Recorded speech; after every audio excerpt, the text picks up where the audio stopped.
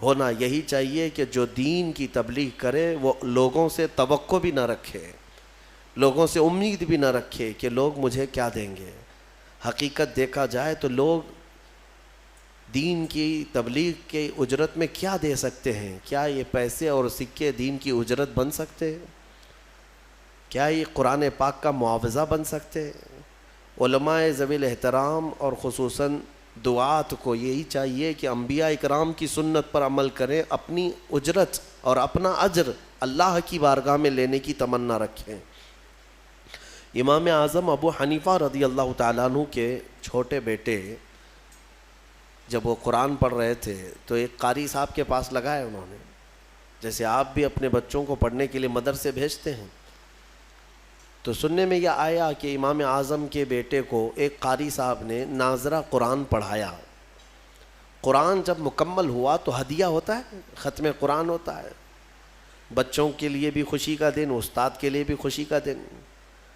آپ کے ہاں بھی یہ رواج ہے اور ہر جگہ ہے تقریباً، قرآن ختم ہوتا ہے تو گھر والے استاد کو بھی کچھ نذرانہ دے دیتے ہیں اور بچے کو بھی اس دن کچھ خوشیوں کے تحفے دیے جاتے ہیں۔ تو جب امام اعظم کے بیٹے کا ختم قرآن مکمل ہوا ناظرہ، تو استاد نے، قاری صاحب نے جو پڑھایا تھا، امام اعظم نے خوش ہو کر قاری صاحب کو جو نذرانہ بھیجا وہ کتنا تھا؟ 4 لاکھ درہم تھا۔ 4 لاکھ درہم انہوں نے بطور ہدیہ قاری صاحب کو بھیجا۔ جب ان کے پاس وہ ہدیہ پہنچا تو انہوں نے دیکھا اور کہا کہ یہ کس چیز کا ہے؟ کہا آپ نے امام اعظم کے بیٹے کو قرآن پڑھایا ہے، ہدیتاً آپ کو دیا گیا۔ کہا میں نے تو صرف ناظرہ پڑھایا ہے، اس پر اتنا زیادہ پیسہ؟ انہوں نے اتنی بات کہی، امام اعظم کو آ کر کے قاصد نے بتایا کہ قاری صاحب ایسا کہہ رہے تھے کہ میں نے تو صرف قرآن ناظرہ پڑھایا، اتنی بات پر 4 لاکھ درہم کی کیا ضرورت تھی، اتنے پیسے؟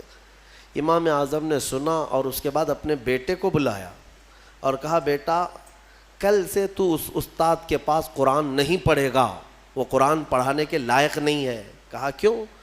کہا جو بندہ دنیاوی مال کو اللہ کے کلام سے زیادہ سمجھتا ہے، میں اس کے پاس اپنے بیٹے کو کیسے پڑھاؤں؟ میں نے قرآن عظیم کے، ختم قرآن کے یا پورے ہدیے کے کیا نظر کیے، بلکہ ایک آیت کی بھی اجرت کوئی دنیا میں نہیں دے سکتا۔ قرآن عظیم کی ایک آیت کا بھی معاوضہ کوئی دے نہیں سکتا، یہ کلام الہی ہے۔ ہاں بہرحال نظر، ہدیہ یہ قبول کرنا جائز ہے، سنت ہے، لیکن مطالبہ کرنا یہ جائز نہیں ہے۔ ان چیزوں پر مطالبہ کرنا، ڈیمانڈ کرنا یہ جائز نہیں ہے، چاہے وہ قرآن عظیم تراویح کا بھی ہو۔ صاف فقہاء کرام نے لکھا ہے کہ کوئی حافظ اگر تراویح پڑھانے کی اجرت طے کر کے آتا ہے تو پڑھانا بھی اس کا حرام ہے اور سننے والے بھی حرام کام کر رہے ہیں۔ یہ کوئی ڈیلنگ نہیں ہوتی ہے قرآن عظیم کی۔ ہاں ختم قرآن وہ بغیر اجرت کے یا بغیر کوئی نذرانہ طے کیے آیا، تراویح پڑھایا ہے، لوگوں نے خوشیوں میں اسے ہدیہ اور نذر پیش کیا تو بالکل جائز ہے، لیکن مطالبہ کرنا ناجائز ہے۔ اس زمانے میں بہت کچھ ان خرافات میں مبتلا حفاظ ہیں جو پیسوں کے بھاؤ تاؤ کرتے ہوئے تراویح کو طے کرتے ہیں، بلکہ میں نے شہروں میں ایسے بھی دیکھا کہ بڑے شہروں میں 10 دن کی تراویح، 7 دن کی تراویح ایک الگ نکالا ہوا ہے، 10 دن میں تراویح ختم، 10 دن میں ایک قرآن ختم کر کے وہ حافظ پھر دوسرے 10 دن کہیں اور تلاش کرتا ہے۔ بعض لوگوں کا حال تو یہ ہے کہ ایک بار مسجد میں پڑھا رہے ہیں اور ایک بار کہیں اور بھی پڑھا رہے ہیں، اسی دن ایٹ اے ٹائم 2 مرتبہ تراویح، تاکہ ادھر بھی ملے ادھر بھی ملے۔ لوگوں کی نماز خراب کرنا، لوگوں کی نماز کو ضائع کرنا اور اس طرح حرص رکھنا یہ ناجائز ہے۔ میرے عزیزو، انبیاء اکرام علیہم السلام کی زبانوں سے جو یہ نکلے ہیں الفاظ، یہ آج 19ویں پارے میں ہم نے کثرت سے اس کو بار بار تلاوت کیا ہے، تکرار آئی ہے ایک آیت کی، وما اسألکم علیہ من اجر ان اجری الا علی رب العالمین، میں لوگوں تم سے اس بارے میں اجرت نہیں طلب کرتا، میری اجرت تو رب العالمین کے پاس ہے۔ یہ سارے نبیوں نے یہی کہا، چاہے وہ نوح علیہ السلام ہو، لوط علیہ السلام ہو، ہود علیہ السلام ہو، صالح علیہ السلام ہو، یہ شعیب علیہ السلام ہو، سبوں نے یہی کہا ہے. حتیٰ کہ میرے آقا صلی اللہ تعالیٰ علیہ وسلم بھی، ان کی بھی یہی فرامین تھے، قل لا اسألکم علیہ اجرا الا المودۃ فی القربى. اللہ تعالیٰ فرماتا ہے اپنے رسول سے، اے رسول آپ فرما دیں میں نے تمہیں جو دین دیا، ایمان کی دولت تمہارے قریب لایا، اس پر میں تم سے اجرت نہیں مانگتا مگر یہ کہ میرے اہل بیت سے محبت کرو، بس اتنی سی بات ہے. تو انبیاء کرام کبھی اجرت نہیں طلب کرتے اور نہ ہی ان کی کوئی اجرت دے سکتا.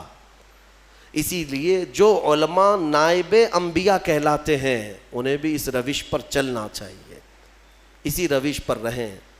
قرآن کا ہو، تقریروں کا ہو، یا پھر نعت خوانی کا ہو، یہ ساری چیزیں اس طرح اجرت طے کرنا ناجائز ہے، ناجائز ہے. دین بیچنا، امام غزالی رحمۃ اللہ تعالی علیہ نے لکھا ہے کہ وہ عالم جو کسی دنیا داروں کی محفل میں جاتا ہے اس لیے کہ تھوڑا دین ان کو دوں گا تو وہاں سے پیسے ملیں گے، وہاں سے پیسے ملیں گے، کسی دنیا دار کے پاس جاتا ہے تو امام غزالی فرماتے ہیں وہ عالم اس مکھی سے زیادہ غلیظ ہے جو پخانے پر بیٹھتی ہے، اس مکھی سے زیادہ غلیظ ہے کہ اس نے دین کو دنیا داروں کے سامنے بیچنے کی غرض سے حاصل کیا. اور میرے آقا صلی اللہ علیہ وسلم کی حدیث پاک ہے کہ ایسا بندہ جو دین کا علم اس لیے حاصل کرتا ہے کہ اسے کچھ دنیا مل جائے، اسے کچھ پیسے مل جائے، مال مل جائے. حضور اکرم صلی اللہ علیہ وسلم فرماتے ہیں ایسے شخص کو دین کا علم سکھانا خنزیر کے گلے میں موتیوں کا ہار ڈالنے کے برابر ہے. خنزیر کے گلے میں موتیوں کا ہار ڈالنے کے برابر ہے، کیونکہ خنزیر غلیظ جانور ہے اور اس کے گلے میں موتیوں کا ہار ڈال دیں تو وہ خوبصورت نہیں بنتا. اسی طرح دنیا دار کو جو صرف مال کی ہوس میں رہتا ہے، دین کا علم سکھانا ایسی ہی ہے، فطرت غلیظ ہے، وہ دین کو لے کر کرے گا کیا؟ بیچے گا. اللہ تبارک و تعالیٰ اس طرح کی حرص سے ہمیں محفوظ رکھے، ہوس سے محفوظ فرمائے، اور اللہ تبارک و تعالیٰ آخری دم تک ہمیں اس کے دین کی خدمت اس کی رضا کے لیے کرنے کی توفیق عطا فرمائے.